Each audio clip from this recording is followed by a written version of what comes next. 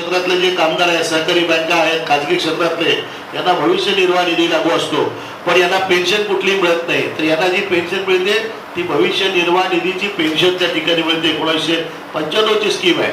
ती पेन्शन फक्त किमान 1000 रुपये सध्या आज आहे. नमस्कार, मी ॲडव्होकेट अनिल ढुमणे, भारतीय मजदूर संघ महाराष्ट्र प्रदेशाचा अध्यक्ष आहे.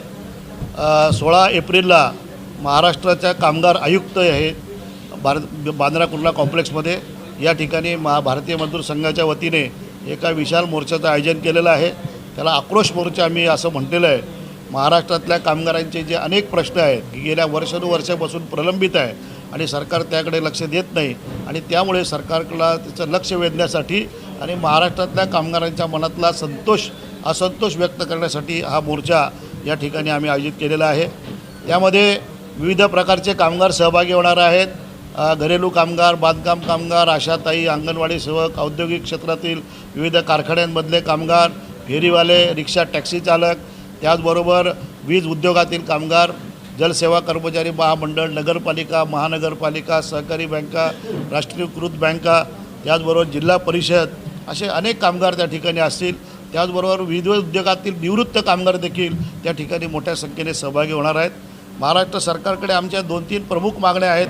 एक आहे की महाराष्ट्रामध्ये जी मोठ्या प्रमाणावर वाढलेली कंत्राटी कामगार पद्धत आहे त्याच्यावर सरकारने धोरण निश्चित केलं पाहिजे. जे सरकारच्या अंतर्गत काम करणारे कंत्राटी कामगार आहेत त्यांच्यासाठी महाराष्ट्र शासनाने कंत्राटदार मुक्त अशा प्रकारची व्यवस्था निर्माण केली पाहिजे. एक हरियाणा पॅटर्न म्हणून त्या ठिकाणी तयार झालेला आहे, तो महाराष्ट्रात लागू केला पाहिजे. त्याचबरोबर बांधकाम कामगार मंडळ असेल त्याच्यामध्ये मोठ्या प्रमाणावर विविध योजनांमध्ये भ्रष्टाचार सुरू झाला आहे, तो थांबवला पाहिजे. त्याचबरोबर घरेलूच्या अनेक योजना सरकारकडे होत्या त्या बंद आहेत, त्या सुरू झाल्या पाहिजे.